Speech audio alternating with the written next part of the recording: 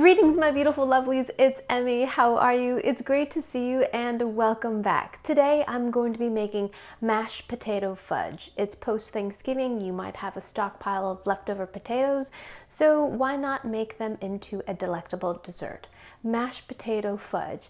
The recipe I'm going to be using today comes from Savoie, but it was adapted from Patty Pinner's book Sweet, and it was her cut and Bertice's mashed potato fudge. So let's go ahead and make this. So this will not be the first time I've made something sweet using potatoes. If you've missed my old-fashioned potato candy video, I'll put a link down below. So the first thing we're going to need are some potatoes. Now, if you have leftover mashed potatoes, they're fine to use as long as they're plain. You don't want your dessert tasting like garlic or parsley or thyme. You just want plain mashed spuds. So I've got some potatoes that I cooked already, and I'm going to go ahead and mash them using my favorite little gadget for that, and it is this, and this is a potato ricer. So over to my right, I've got some water coming up to the boil because we're going to need that to melt our chocolate. Now, back to the potatoes. I'm going to peel them. Now, these could be baked potatoes, these could be boiled potatoes, these could be leftover mashed potatoes, but it's key that they are plain potatoes. We don't want garlic flavored fudge after all.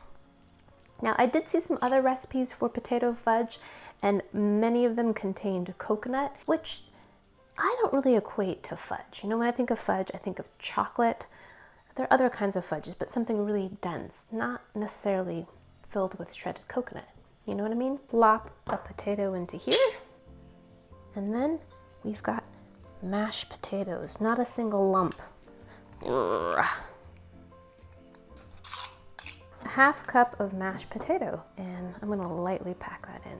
Over here, I've got some water coming up to a boil, and we're creating a double boiler situation. We're gonna melt our chocolate. In a large heat-proof bowl, 3 ounces of unsweetened chocolate. This has no sugar in it whatsoever. 3 ounces is about 1/4 cup, half cup, about 3/4 of a cup, 4 tablespoons of butter. And this should take about 3 to 5 minutes for everything to melt and get happy. This is melting beautifully. So the reason why we're melting the chocolate over boiling water rather than doing it right over the stove top is that we don't want the chocolate to burn.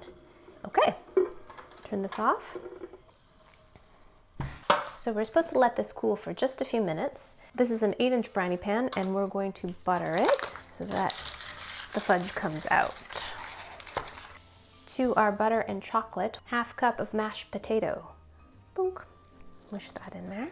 Oh, it's smelling great. 2 teaspoons of milk. 1/8 of a teaspoon of salt. Salt is so important in desserts. 1 teaspoon of vanilla extract.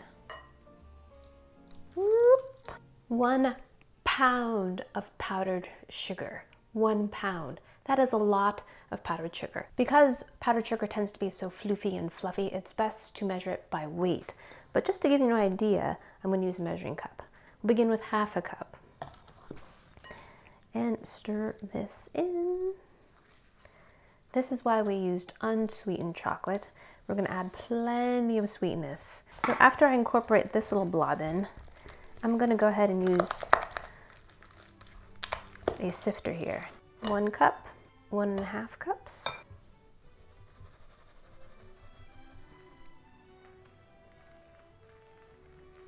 Two, 2.5, 3. Okay, I'm gonna switch to my bread whisk. It's starting to get pretty stiff. Uh-oh, I forgot how many cups of sugar I've already added. I think that was 3. 3.5. It's about 4 cups. Work that all in. And that's pretty much it. That is the chocolate fudge. You can see why this bread whisk works so well for stiff batters and doughs, because the holes are so large. Yet you still are able to mix everything together. Except this and drive mad. Okay. Dump this into our pan. Oof. Press it in. This is looking delicious. And if you like, you can top this with chopped walnuts, little mini chocolate chips, and then you're going to place this in the refrigerator for 1 hour to set up before we can cut into it and give it a taste. Alrighty, my lovelies, I will see you in 1 hour. Alrighty, my lovelies, it has been over an hour since I placed the mashed potato fudge into the refrigerator. Let us cut it and eat it. There is the fudge. So I decided to do half walnut and half chocolate chip. I'm taking an offset spatula, going around the perimeter, and I'm going to cut this fudge into little cubes.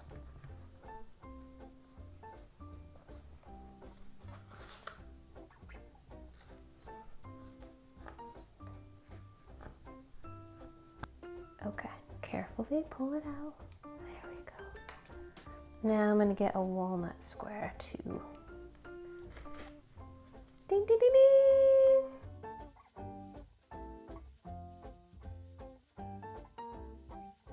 It looks like fudge. It smells like fudge. Does it taste like fudge? Here we go. Itadakimasu.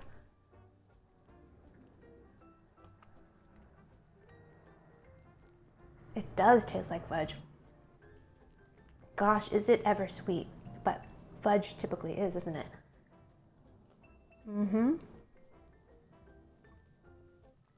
Very, very sweet, nice buttery flavor. It's kind of got a chalky texture to it, kind of a slightly sandy, chalky texture to it. It's not chewy at all. If you had handed this to me, I would never guess in a million years that this contained any potato in it at all. Don't taste any potato, just chocolate, butter, and tons of sugar. And walnuts. And I like the walnuts in there. It kind of offsets that intense sweetness, gives it a little bit more richness, and it has that kind of textural component as well. A little extra bite to kind of very sweet crumb. Okay, let's try the mini chocolate chip version.